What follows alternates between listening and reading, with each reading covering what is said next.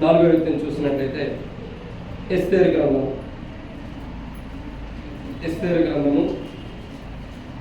4వ అధ్యాయం 16వ వచనం.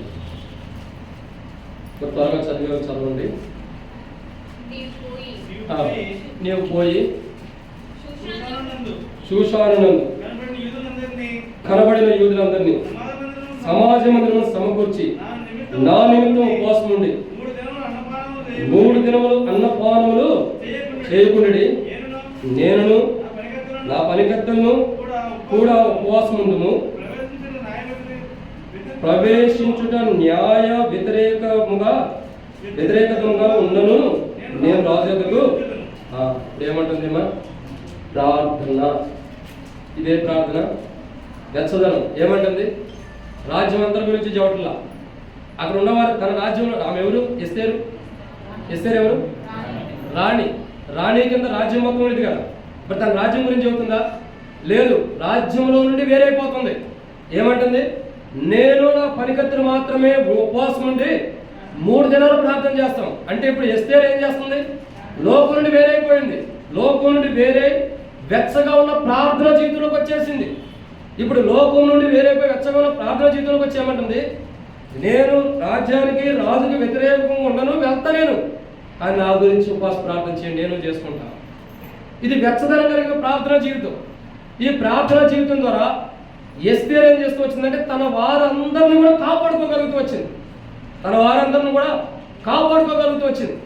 దుష్టుల ద్వారా ఆమను గురించి అదే రాబడుతూ వచ్చింది కదా. ఏమని ఉంటుంది? దుష్టుడైనా ఈ ఎవరు తెలుసా?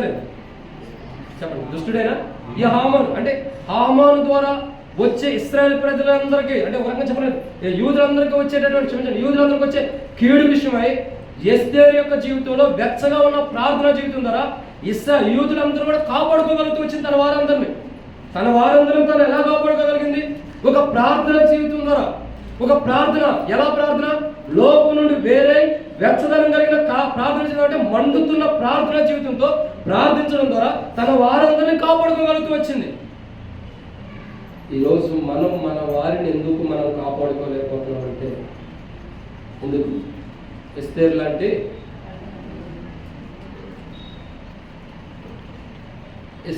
ప్రార్థన జీవితం మనలో లేదు.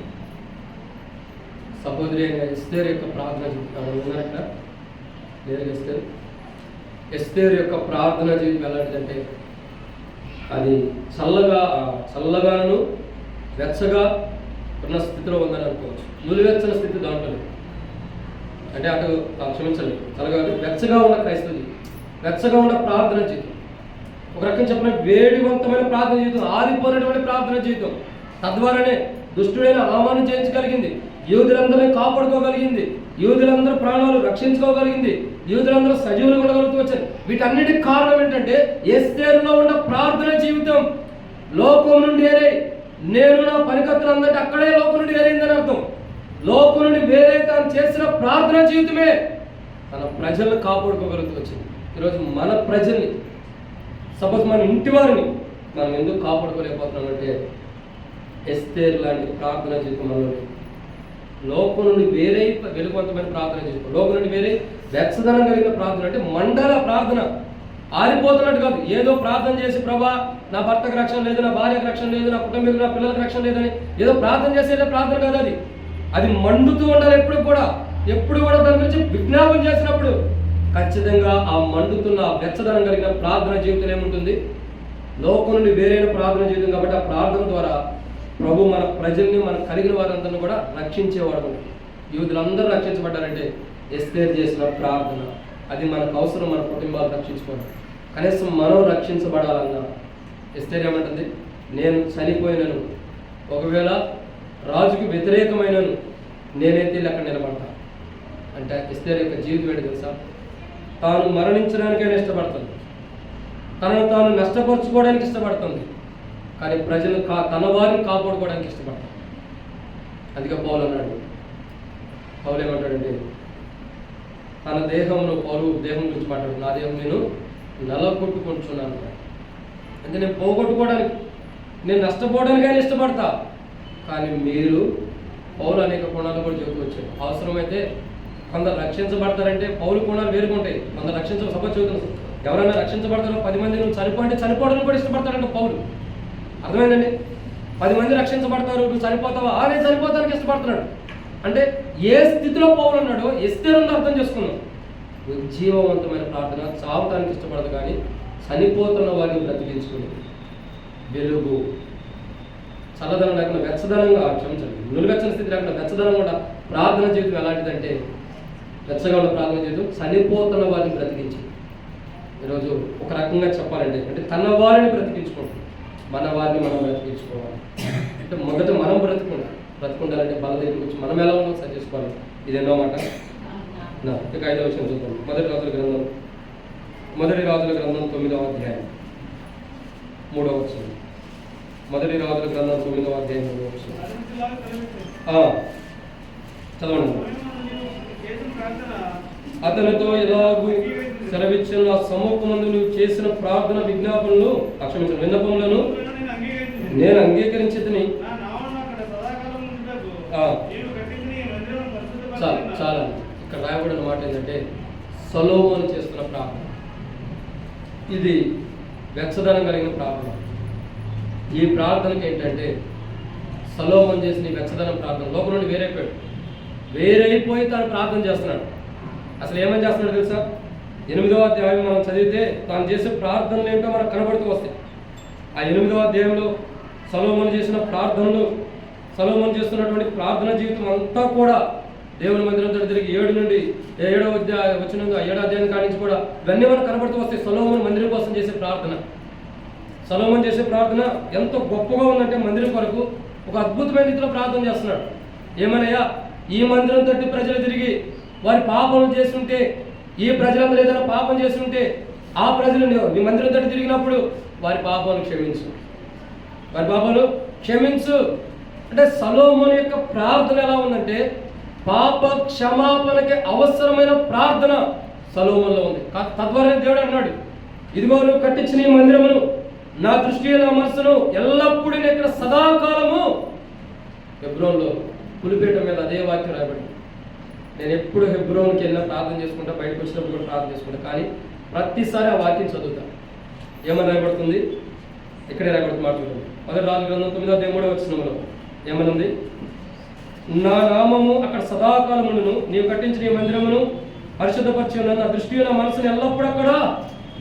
దేవుని కనుదృష్టి, దేవుని యొక్క దృష్టి, ఇంకా దేవుని యొక్క మనసు నిలవబడేటటువంటి విధానంలో సొలొమోను ప్రార్థన చేశాడు. సొలొమోను యొక్క ప్రార్థన ఎలా ఉంది తెలుసండి? దేవుని దృష్టి, దేవుని మనసు కూడా ఆ మందిరంలో నిలవబడిపోయేలాంటి ప్రార్థన చేశాడు సొలొమోను. ఇది వెచ్చదనం ప్రార్థన. చాలా ఇది నిలువెచ్చని స్థితిలో ఉన్న ప్రార్థన కాదు. వెచ్చదనం కలిగిన ప్రార్థన జీవితం ఇలాంటిది. నిలవబడిపోయింది. ప్రభువే, దేవుడే కనికరపడి, దేవుడే ఇష్టపడి, దేవుడే కావాలని తగ్గించుకుని వచ్చి అన్నాడు, నా మనసు నా దృష్టి ఎల్లప్పుడూ ఆ మందిరంలో కట్టించిన మందిరంలో ఉంటుంది. దేవుని దృష్టి, దేవుని మనసు నిలిచిపోయే అంత వెచ్చదనం కలిగిన ప్రార్థన జీవితం సొలొమోనులో ఉంది. దేవుని దృష్టి అక్కడికి వచ్చేసింది, దేవుని మనసు అక్కడికి వచ్చింది. అక్కడ నుండి తొలగిపోవడానికి దేవుడు ఇష్టపడుతున్నాడు. అందుకే వాగ్దానం చేశాడు, నా దృష్టి నా మనసుని ఎల్లప్పుడూ సదాకాలం అక్కడ ఉంటుంది. సొలొమోను ప్రార్థన, దేవుని దృష్టి దేవుని మనసు ఉంటుందా? ఏం జరుగుతుంది తెలుసా? మానవులకి క్షమాపణ వస్తుంది. ఏమొస్తుందండి?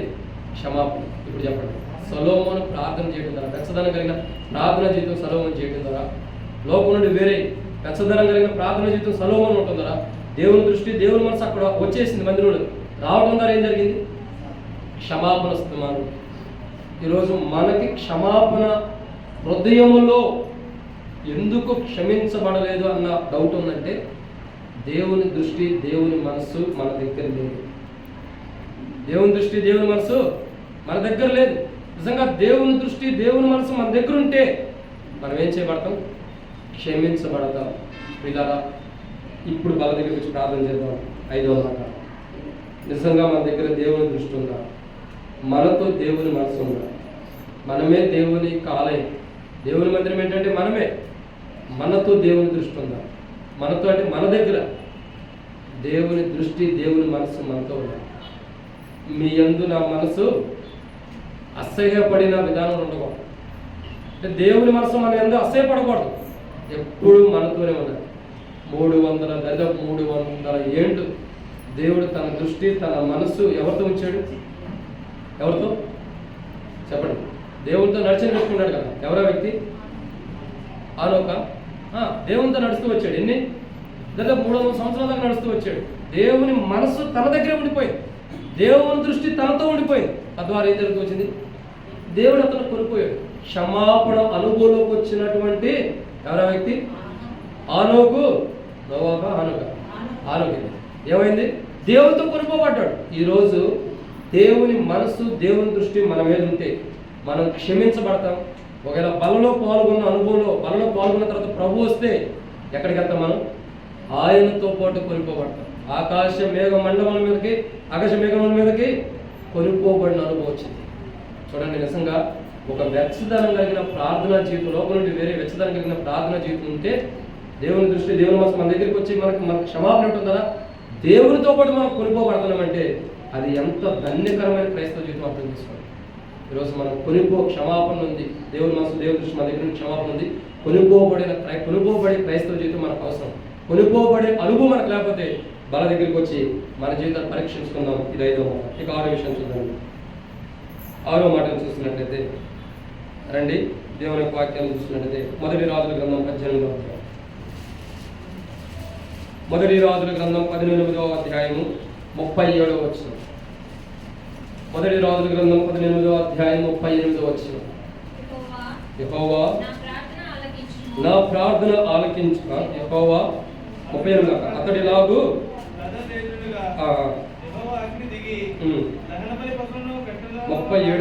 37 సహోదరి చదివిన కరెక్టే చదువు. యెహోవా నా ప్రార్థన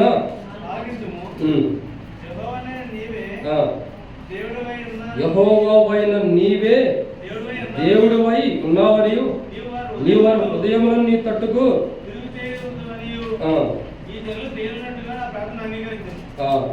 అతడిలాగు ప్రార్థన చేయించుండగా యెహోవా అగ్ని దిగి దహన బలి పశువును, కట్టెలను, రాళ్లను చాలు. ఇక్కడ రాయబడిన మాట ఏంటంటే, ఆరోగ్య ఎవరి వ్యక్తి అంటే ఏలియా. తన ప్రార్థన ఎలా ఉందంటే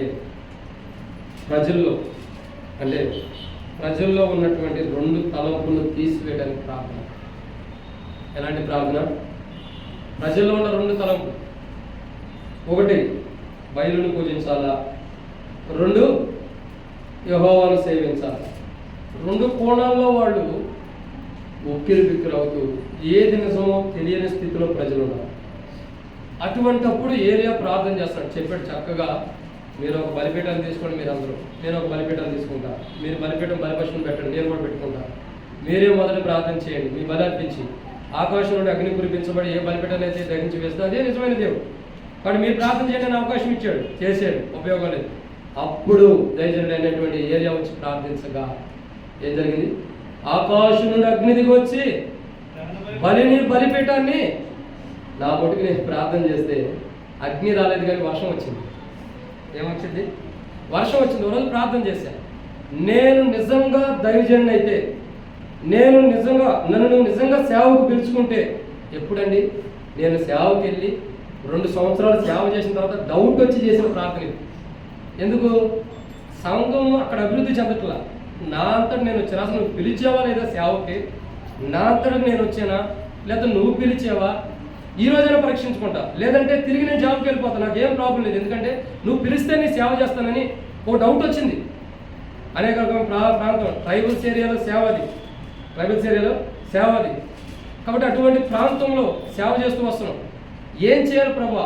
ఆత్మలు కొద్దిగానే ఉన్నాయి, సమృద్ధిగా రావట్లా, ఎలా అని కూర్చొని ప్రార్థన చేద్దాం. ఈరోజు ఒక రోజల్లా ఉపవాస ప్రార్థన ఉందామని ప్రార్థనలో ఉపవాసం ఉంది.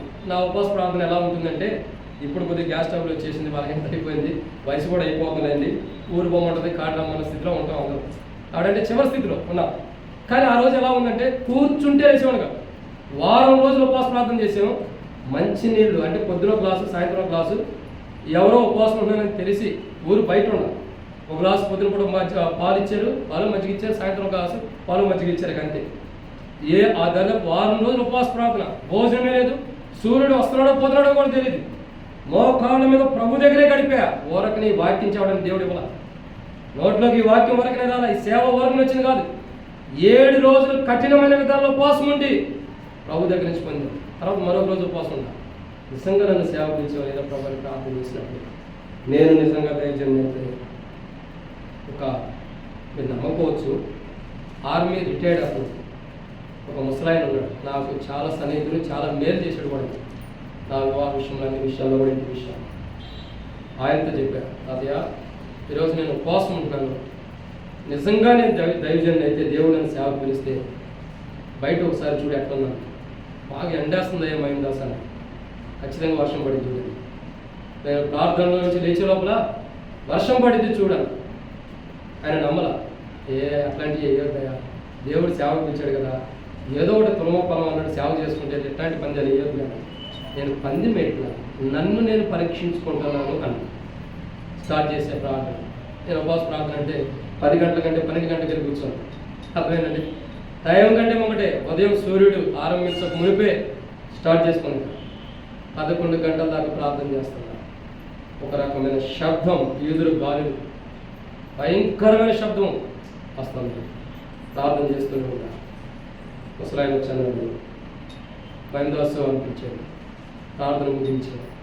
ఏంటి తాతయ్య, నువ్వు నిజంగా దయచేయండి, ఎవరు ఒప్పుకున్నావు ఒప్పుకోకపోయినా నువ్వు దయచేయండి. ఏంటి తాతయ్య ఎట్లా, బయటికి రా ఒకసారి, బయటికి ప్రార్థన చేసిన సారి బయటికి రా అన్నాడు. ఏమైంది తాతయ్య, నువ్వు చేసిన ప్రార్థన సమాధానం ఇచ్చాడు దేవుడు, బయటికి రా, నువ్వే దయచేయండి రా బయటకు రా. బయటకు వచ్చి చూస్తే విస్తారమైన వర్షం. చెబితే నమ్మొచ్చు నమ్మకపోవచ్చు, నా జీవితంలో జరిగింది విస్తారమైన వర్షం. నేను ఒకటే అన్నా, నువ్వు నన్ను ఎంత ప్రేమిస్తే, ఎంత గొప్పగా నువ్వు నన్ను వాడుకోవాలని ఇష్టపడితే అంత గొప్పగా వర్షం పడాలి. ఏదో తొలకరి వర్షం వచ్చి పడినట్టు కాదు. ప్రభువాని ప్రార్థన చేస్తే మా గ్రామంలోనే పడింది వర్షం కూడా. ఎంత తెలుసా, 2 ఫీట్ల హైట్లో వాటర్ నిలిచిపోయి ఊరు. ఎవ్వరికి అర్థం కాదు వర్షం ఈ మే నెలలో ఎందుకు పడింది. ఆయన చెప్పాడు, నువ్వు నిజంగా దయచేయండి, ఎవరు ఒప్పుకోకపోతున్నా నీ సేవ దేవుడు ఫలిస్తాడు. కానీ అమ్మాయి ఉండేడు మా మధ్యలో ప్రభుత్వం పిలువబడ్డాడు. ఎందుకు చెప్తున్నట్టే, దేవుడు దైవజనుడి ప్రార్థన విన్నాడు. ఒక్కసారిగా తల కింద చేశాడు. ఆకాశంలో అగ్ని ఎక్కడ ఉంది, పంపించాడు ఎల్లని, దిగి వచ్చింది ఒక్కసారిగా, బలిపీఠాన్ని దయచేసి మండుచున్న వేడి, ఇది నులివెచ్చని స్థితి కాదు, వేడి కలిగిన ప్రార్థన జీవితం. ఈ ప్రార్థన జీవితం ఏముంది చెప్పండి, 2 తలంపులన్నీ కూడా నాకు కూడా అప్పటి వరకు ఉంది. నేను సేవకున్నా కాదా, నిజంగా సేవకు వచ్చాను లేదా, దేవుడు పిలిచాడు లేదా, నా అంతా నేను వచ్చాను, ఈ తలంపులోనే ఉండే.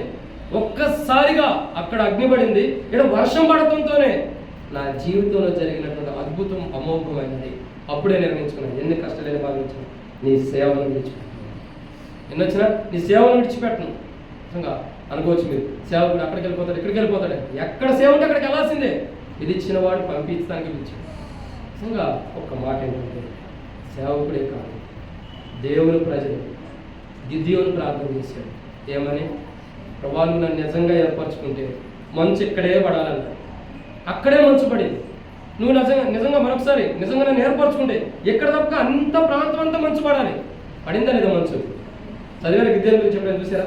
ఎక్కడ పడింది ఇది చెప్పండి అక్క, తెలుసా గిద్యోను ఎక్కడ రాయబడింది? ఒకటి చెప్పారు కానీ చెప్తాను. న్యాయాధిపతుల గ్రంథంలో గిద్యోను గురించి ఉంది, ఎంత గొప్ప విధానంలోనూ. ఇదిగో ఈ బైబిల్ బ్యాగ్ మీదే పడాలి మంచు, ఇంకేడ పడకూడదు, ఖచ్చితంగా ఆడబడింది.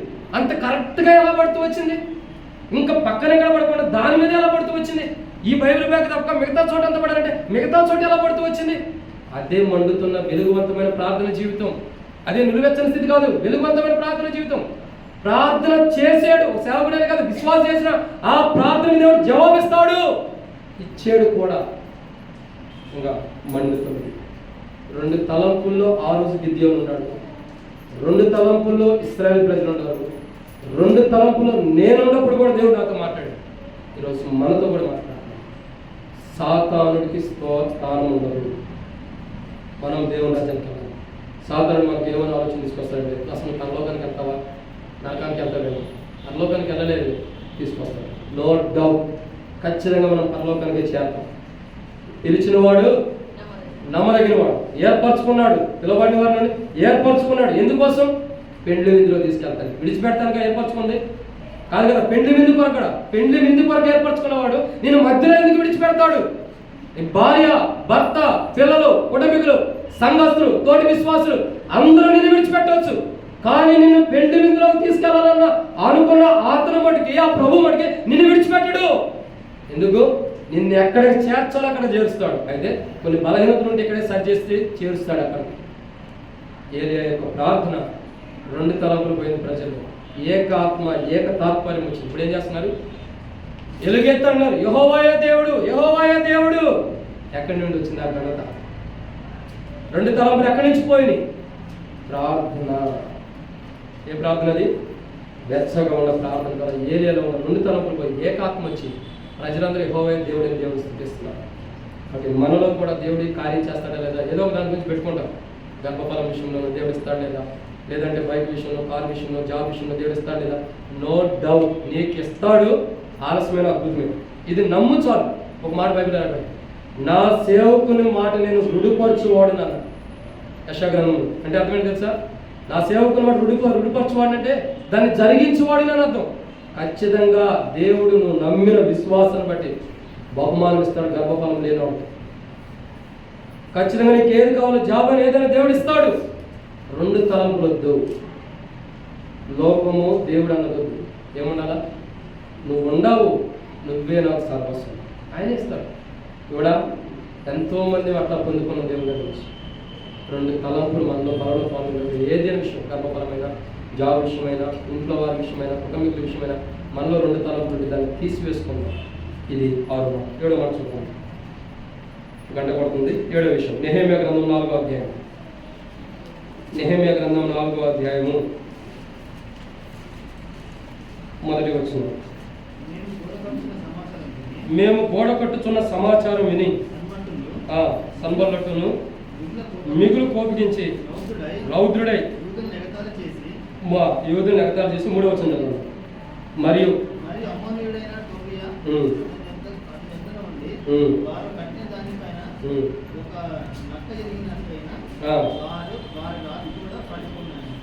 ఏమంటున్నాడు? ఒక నక్క. ఇప్పుడు ఇక్కడ రాయబడి ఉన్న మాట ఏంటంటే, నెహెమ్యా, ఇశ్రాయేలు ప్రజలందరూ కూడా ఏం చేస్తున్నారు? దేవుని ప్రాకారం అంటే క్షమించండి, యెరూషలేము యొక్క ప్రాకారం కట్టుకుంటున్నప్పుడు సన్బల్లటును కానీ, టోబియా కానీ, అమ్మనుడైనా టోబియా వచ్చి ఏమంటున్నారు? వాళ్ళు కట్టే గోడ ఎలాంటిది తెలుసా? ఒక నక్క వచ్చి దూకితే పడిపోయింది. ఏమంటున్నారు? ఒక నక్క దూకితే, ఒక కుక్క దూకితే గోడ ఎప్పుడైనా పడిపోయిందా? నక్క గురించి మనకు తెలియకపోవచ్చు. కుక్క దూకితే గోడ పడిపోయిందా? అంతగా ఎగతాళి చేస్తున్నారు. ఏం చేస్తున్నారు? ఎగతాళి చేస్తున్నారు. ఇది వీడు కట్టే గోడ ఎలాంటిది? ఈ గోడ ఒక నక్క వచ్చి దూకితే పడిపోయేది, అది శాశ్వతం ఉండేది కాదు, నిలబడేది కాదు, అది బలమైనది కాదని ఎగతాళి చేస్తున్నప్పుడు 6వ వచనం చదవండి. ఒక మాట ఉంది, అయినను పనిచేయటకు జనులు మనసు కలిగి ఉన్నాను కనుక మేము గోడ కట్టుచుంటిమి, అది సగం ఎత్తు కట్టబడి ఉండను. 9వ వచనం, అది మేము మా దేవునికి ప్రార్థన చేసి వారి భయం చేత రాత్రింబగలు. ఏం జరుగుతుంది ఇక్కడ నెహెమ్యా యొక్క జీవితం అంటే? ఎన్నో మాట ఇది? 7వదిగా నెహెమ్యా ఎంతమంది ఎగతాళి చేసినా తన పని చేసే పని మటు కాదు. ఏం చేస్తూ వచ్చాడు? ఎంతోమంది ఎగతాళి చేస్తున్నారు. సన్బల్లటును కానీ, టోబియా కానీ, అమ్మేడైన టోబియా కానీ వచ్చామంటారు. వీడు గోడ కడతారు. వీళ్ళు కట్టే గోడ ఎట్లా ఉంటుంది? నక్కొచ్చి దూకితే ఎంత నీచమైన స్థితి ఎగతాళి చేస్తున్నారు చూడండి. కానీ వాడు చేస్తున్న పని ఏంటి? అనేకులు ఎగతాళి చేస్తున్నారు. ఇప్పుడు మనం కూడా అనేక మంది ఎగతాళి చేస్తారు. ఏమని? వాడు క్రైస్తవులా, వాడు దేవుని పెట్టలా అని అనేక గుణాలు ఎగతాళి చేసేవాళ్ళు ఉంటారు. సువార్తకి వెళ్తానో, వాక్యం చెబుతానో, బయటకు వెళ్తానో ఎగతాళి చేసేవాళ్ళు ఉంటారు. కానీ ఒక మాట విషయం ఏంటి తెలుసా? అనేకులు మన క్రైస్తవ జీవితము నక్క దూకితే పడిపోయే క్రైస్తవ జీవితం మనకు ఉందని అనేకులు ఎగతాళి చేసిన మనం చేయాల్సిన ప్రాముఖ్యమైన పని ఏంటి తెలుసా? ప్రార్థన. అది నులువెచ్చని స్థితిలో కాదు. ప్రభా పడిపోయిద్దా, ఉండిద్దా, పడిపోయిద్దా, ఉండిద్దా? పడిపోయిద్దా? ఉండిద్దా? పడిపోకుండా ఎందుకు ఉండిద్ది? మనమే ఉన్నాం. పడిపోయిద్దా ఉండిద్దా అంటే పడిపోవడానికే మనం డౌట్ అంతా కూడా. విశ్వసించిన వాడు కలవరపడ్డు, ఖచ్చితంగా ఆ గోడ కడతామన్న నిరీక్షణ, ఆ గోడ నిర్మిస్తామన్న నిరీక్షణ, ఆ గోడ కట్టబడుతుందన్న నిరీక్షణ, నెహెమ్యాతో పడిన వారికి విశ్వాస నిరీక్షణ ఉంది కాబట్టి అనేకులు వచ్చి ఎగతాళి చేసిన, అనేకులు అపహాస్యం చేసిన, అనేకులు అవమానించిన, అనేకులు ఎగతాళి చేసిన నెహెమ్యా అయితే దేవుని వైపు చూశాడు కానీ మనుషుల వైపు చూడాలి. ఏం జరిగింది చివరికి? సతీష్ కుమార్ గారి గురించి మీరు తెలుసుకున్నారా? నా గంట కొట్టేసింది, నేను ముగిచ్చేస్తాను. సతీష్ కుమార్ గారి గురించి తెలుసుకున్నారా? ఒక దైవజనుడు, మనం వేరే విషయాలు మాట్లాడుకోవద్దు కానీ ఒక దైవజనుడు, ఆయన కూడా మందిరం కట్టించాడు. ఇప్పుడు సతీష్ కుమార్ గారి దగ్గర వెళ్తే కొత్త వాళ్ళు ఎవరైనా కానీ ఒక మెంబర్షిప్ ఇస్తారు. ఏమిలా ఎంత డబ్బులు కడితే మీకు తెలుసా లేదు, ఎవరైనా ఇంత డబ్బులు కడితే నెంబర్ మీకు తెలుసానా? సంతోషాన్ని అన్ని చోట్ల తిరుగుతారు కాబట్టి అన్నీ తెలుసు, సంతోషం. కాబట్టి ఎలాగైనా ఇంత డబ్బులు ఇస్తాడు. అదే గొప్పతనం కాదు మెంబర్షిప్ అన్నది. ఏదో వచ్చేమో మా సంఘస్థుడు ఒక మెంబర్షిప్ ఇస్తాడు, ఒక ఏదో ఒకటి ఏమంటారు ఐడి కార్డు ఒకటి ఇస్తారు. అది అదే వెళ్ళిన అందరికీ ఇస్తారు, అది గొప్పం కాదు. ఆడికి వెళ్ళిన తర్వాత ఏమో జరుగుతుంది అంటే అది వాకింగ్ చెబుతారు, అంతా ఉంటుంది. దాని క్రమంతో వేరే గదంతా మనకు అనవసరం. నేను చెప్పదగింది ఏంటంటే ఆయన ఎన్ని రోజుల మందిరం కట్టాడు తెలుసా? 52 రోజులు. ఎలా కట్టాడు? ఎలా? చేతులతో కట్టాడని చెప్పొద్దు, ప్రార్థన ద్వారానే. నేను ఆయన గురించి తెలుసుకున్నట్టు తెలుసా? దైవజనుల గురించి నేను వింటా. ఆయన గురించి తెలుసుకున్నది ఏంటంటే 52 రోజులు ప్రార్థన జీవితంలో పగలు రాత్రి, పగలు ప్రార్థన చేసిన వారు రాత్రి రెస్ట్ తీసుకున్నారు, రాత్రి ప్రార్థన చేసిన వారు పగలు రెస్ట్ తీసుకున్నారు. కానీ 24 అవర్స్ 52 days ప్రార్థనా జీవితం ఆగపోకుండా ముగింపు వరకు కూడా ప్రార్థనతోనే మందిరం కట్టించాడు 52 రోజుల్లో. ఎంత అద్భుతం తెలుసా? చాలా మంది మనం ఎబ్రోన్ సహవాసంలో ఉన్న వాళ్ళు చాలా మంది వెళ్ళి చూసి వచ్చారు. ఎందుకు? 52 రోజుల్లో వైభవం, దేవుని మహిమతో నింపబడ్డ మందిరం ఎలా ఉంది? 52 రోజుల్లో ఎలా కట్టాడు? నెహెమ్యా 52 రోజుల్లో ఆ ప్రాకారాలు కట్టినప్పుడు నేను కట్టుకోలేనా? నెహెమ్యాకున్న దేవుడు నాకు లేడా? నెహెమ్యా దేవుడే నా దేవుడే. ఇప్పుడు ఎల్షద్దాయికి ఎందుకు లేడు? నెహెమ్యాకున్న విశ్వాసం మనకు, నెహెమ్యాకున్న నమ్మకం, నిరీక్షణ. అందరూ ఎగతాళి చేసేది కానీ నెహెమ్యా ఎక్కడ ఉన్నాడు? ప్రభు దగ్గరికి వచ్చాడు. ఎంత నీచంగా ఎగతాళి చేశారంటే నక్క దూకితే పడిపోయినాడు. నక్క దూకితే పడిపోయింది అంటే ఒక రకం మన భాషలో చెప్పండి, నక్కలు మనం చూడడం కాబట్టి కుక్క అనుకోండి. ఒక కుక్క దూకితే పడిపోయిందంట గోడ. అది నిజమేనా అసలు చెప్పండి? గట్టిగా కట్టిన గోడ కుక్క దూకితే పడిపోయిందా?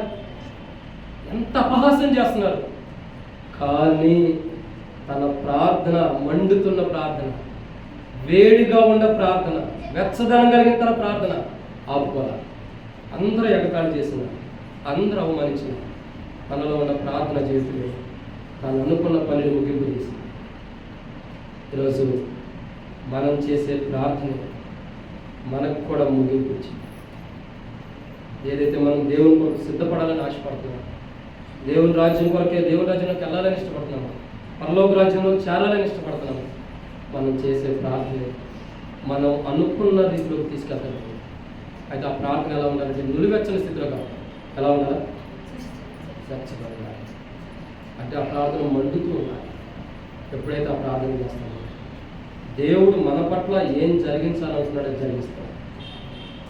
చూడండి, అక్కడ ఉండేవారు నవ్వుతున్నారు, ఏలం చేస్తున్నారు. సన్పల్లెట్టు కానీ ఆమె టోబియా కానీ వీళ్ళందరూ ఎంత అపహాస్యం చేస్తున్నారు. నేను అనుకుంటా, ఇప్పుడు సపోజ్ ఒక గోడ కడుతున్నాం, గోడ కడుతున్నారు.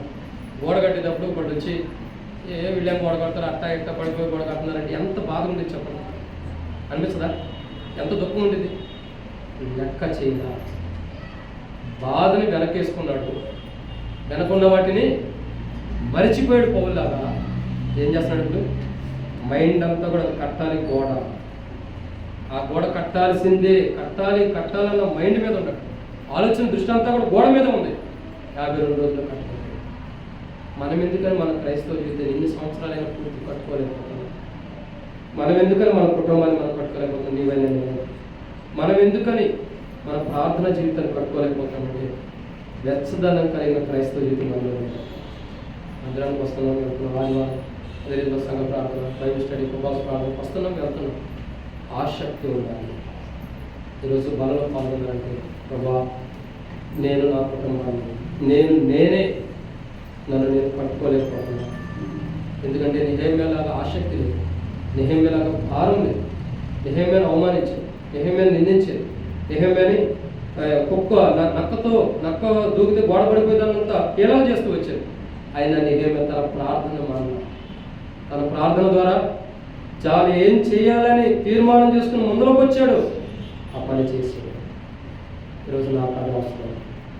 నేను కూడా ప్రభావ సంఘంలో నాకు ఏది చేయాలని, ఏది చేయమని నాకు తీర్మానం చేసి ఇచ్చావు, ఆ పని చేయాలి. నేను కూడా కట్టుకోవాలి, నేను కూడా కుటుంబాన్ని, లేదా నేను కూడా సంఘంలో కట్టబడాలి. ప్రార్థన చేసుకున్నాను. ఈరోజు వెచ్చదనం కలిగిన వారి ప్రార్థన. వాళ్ళు మొదలు పెట్టేవారు చెప్పడం ముగించారు. వాళ్ళు మొదలు పెట్టి యెహోషువ మొదలు పెట్టి దీని ఏం చేస్తున్నాడు? పాపం పోవడం కొరకు వెచ్చదనం కలిగిన లోపల నుండి వేరే వెచ్చదనం కలిగిన ప్రార్థన చేసుకుంది కాబట్టి పాపాన్ని పోగొట్టుకున్నాడు. రెండో వ్యక్తి ఎవరు? సంసోను. లోపల నుండి వేరే వెచ్చదనం కలిగిన క్రైస్తవ ప్రార్థన చేసి ఉంది కాబట్టి తన జీవిత కాలం అంతయు పొందినటువంటి గొప్ప విజయాలు పొందుతూ వచ్చాడు శత్రువుపై. మూడో వ్యక్తి యోబు. యోబు యొక్క జీవితంలో, తన జీవితంలో జరుగుతున్న ప్రతి పరిస్థితుల్లో కూడా తన లోపల నుండి వేరే తను చేసిన ప్రార్థన ద్వారా తన స్నేహితుల యొక్క పాపాలు క్షమించబడ్డాడు. నాలుగో వ్యక్తి ఎస్తేరు యొక్క ప్రార్థన, లోపల నుండి వేరే ప్రార్థన చేయడం ద్వారా ఆ వెలుగువంతమైన జీవితం, వెచ్చదన ప్రార్థన జీవితం ద్వారా తన వారందరినీ కాపాడుకుంటూ వచ్చింది. ఇక ఐదో వ్యక్తి సొలొమోను యొక్క ప్రార్థన ద్వారా లోపల నుండి వేరే సొలొమోను ప్రార్థించారు. వీళ్ళందరూ వేరుగా వచ్చి ప్రార్థన చేశారు. ప్రార్థన చేయడం ద్వారా ఏం జరిగింది? సొలొమోను యొక్క ప్రార్థన ద్వారా దేవుని మనసు, దేవుని దృష్టి అక్కడ నిలిచిపోయి మానవుడికి క్షమాపణ ఇస్తుంది. క్షమించబడిన మానవుడు దేవుని దగ్గర కొనుక్కోబడిన అనుకోవడానికి వచ్చాడు. ఇక ఆరో వ్యక్తి ఎవరు? ఏలియా యొక్క ప్రార్థన ద్వారా 2 తలంపుల నుండి ఇశ్రాయేలు ప్రజలు తలంపులు పోయి ఏక తాత్పర్యంలోకి వచ్చాడు. ఇక ఏడో వ్యక్తి ఎవరు? ఏడో వ్యక్తి నెహెమ్యా ప్రార్థించగా ఏదైతే అవమానాలు, నిందలు ఉన్నాయో అవన్నీ పోయి ధైర్యం వచ్చేసింది. ఒక రకంగా చెప్పాలంటే భయపడుతున్నారు అని రాయబడుతూ వచ్చింది. కానీ భయమంతా పోయి ఏమొచ్చింది? ధైర్యం వచ్చింది. ధైర్యం వచ్చి మరలా తిరిగి గోడలు కట్టేశాడు, ముగించాడు.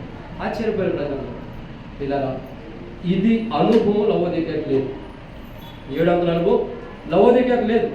ఈ 700 అనుభవంలో ఏలియా కానీ, సొలొమోను కానీ, సంసోను కానీ, ఎస్తేరు కానీ, ఇంకా యోబు లాంటి జీవితం కానీ, ఇంకా నెహెమ్యా యొక్క జీవితం కానీ, ఇంకా చూసినట్టయితే యెహోషువ యొక్క జీవితం కానీ లవోదికీయ సంఘంలో లేదు. లవోదికీయ సంఘంలో యెహోషువ లాంటి జీవితం లేదు. లవోదికీయ సంఘంలో సంసోను లాంటి జీవితం లేదు. లవోదికీయ సంఘంలో సొలొమోను లాంటి జీవితం లేదు. లవోదికీయ సంఘంలో ఎస్తేరు లాంటి జీవితం లేదు. లవోదికీయ సంఘంలో ఏలియా లాంటి జీవితం లేదు. లవోదికీయ సంఘంలో నెహెమ్యా లాంటి జీవితం లేదు. కాబట్టి లవోదికీయ నులివెచ్చని స్థితిలో ఉంది. ఈరోజు మనం ఎలా ఉండాలి? ఇలా వెచ్చదనం కలిగి ప్రార్థన చేయాలి. లోపల నుండి వేరే వారిని వెచ్చదనం కలిగి వారు 7 ఉన్నారు.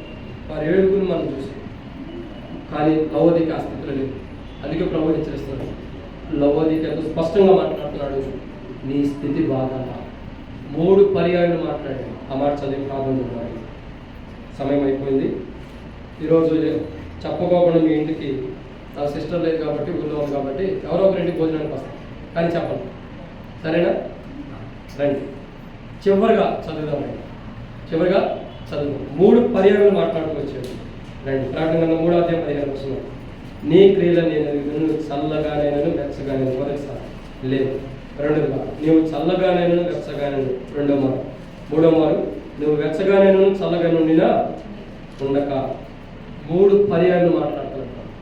నువ్వు అలా లేవు, అలా లేవంటున్నాడంటే ఉండాలని అర్థం. లేవని హెచ్చరిస్తున్నాడని ఎందుకు? నువ్వు అలా లేవు కాబట్టి నేను వదిలేస్తానని కాదు. నువ్వు అలా లేవు, నువ్వు ఉండాలి అని హెచ్చరిస్తున్నాడు. కానీ లవోదికీయ అర్థం చేసుకునే మైండ్ లవోదికీయకు లేదు. ఎందుకంటే లోకంలో కూలిపోయింది.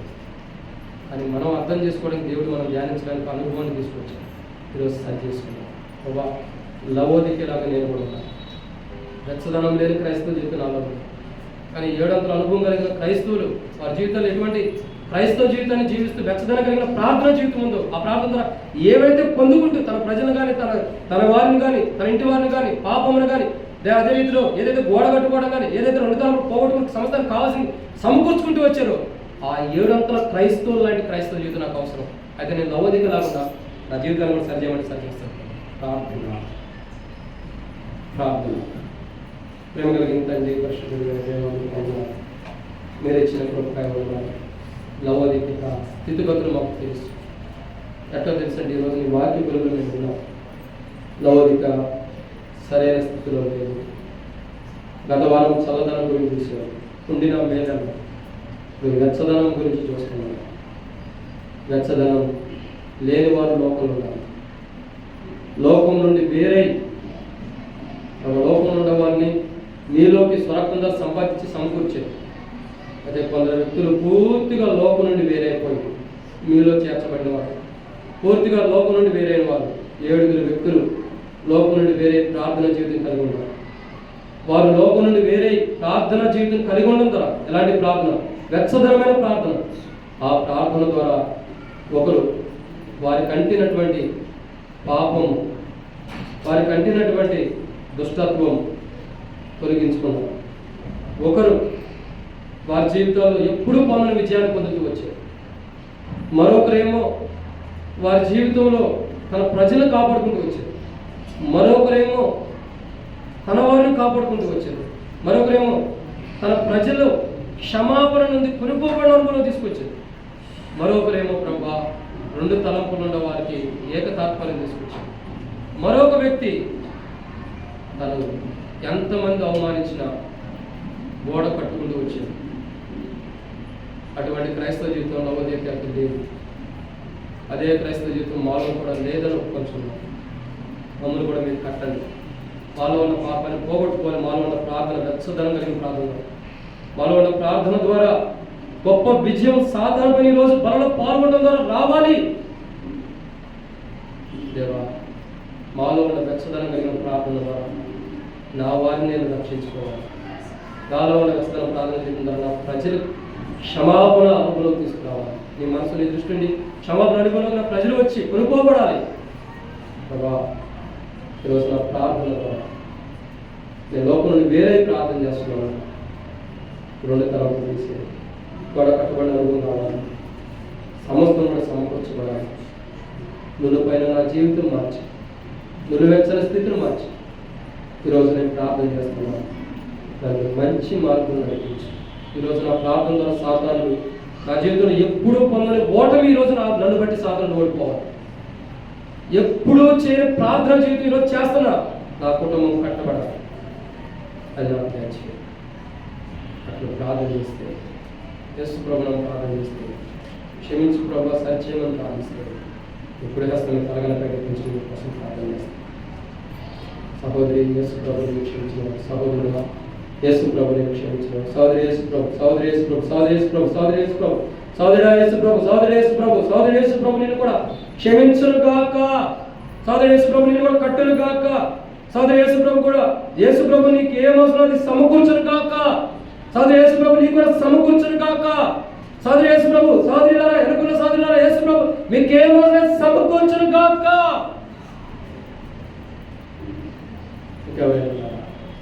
మనసు కఠినం చేసుకోవాలి. వెచ్చదనం కలిగిన ప్రార్థన జీవితం లేదు, అది ఇవ్వటానికి ప్రవేశపడుతున్నాడు. కావాలంటే కుడి హస్తం ఎత్తుకొచ్చాను. ఇంకెవరైనా ఉన్నారా? ఇంకా ఎవరైనా ప్రార్థన ప్రేమ కలిగిందండి. మీరు ఆశించిన రీతిలో మేము వాడబడలేదని క్షమించాలి. అయితే నీ ప్రజలైన వారు సరి చేసుకుంటూ వస్తున్నారు.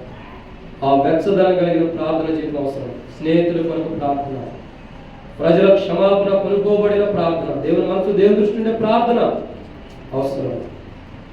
కట్టబడేటటువంటి ప్రార్థన, 2 తలపులు పోయేటటువంటి ప్రార్థన, పాపమును పూర్తిగా తొలగించుకునే ప్రార్థన. ఇది నాకు అవసరం ప్రభావం చేయెత్తి అందరూ ఎవరైతే చేతిలో వారి ప్రార్థనకి అంగీకరించాలి, క్షమించాలి. చేతలను సిగ్గుపడి మనసులో తీర్మానం చేసుకుంటాం వారిని క్షమించాలి. దూరం నుండి సరిచేయాలి. అన్ని విషయాలు మీకు అప్పుడు మా జీవితంలో మేము బలహీనమే, మీరే బలపరిచారని వాటి స్థితిస్తూ ముందుకు జీవించుకోవాలి. ప్రభు యేసుక్రీస్తు నామములో శ్వాసను ప్రార్థిస్తున్నాము. అట్లా మనం ఎవరికి వాళ్ళని సరి చేసుకోండి. మన జీవితాన్ని మనం పరీక్షించుకోండి. ప్రభు యొక్క మనలో సరైన విధానంలో మనం పాల్గొన్నాం. అటు ఇటు చూడద్దు.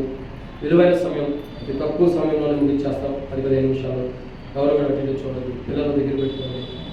చాలా జాగ్రత్తగా మనం సరి చేసుకోవచ్చు. గురు వెచ్చని స్థితి, ఇంకా వెచ్చదనము ఏదైనా లేని స్థితి ఉంటే సరి చేసుకుందాం. వెచ్చదనం కలిగిన క్రైస్తవ ప్రార్థన స్థితి మనకై ప్రార్థన చేస్తున్నాం. ఇప్పుడు ప్రార్థన చేయడం సాయించడం కాక కళ్ళు మూసుకుందాం. పెట్టించుకుందాం.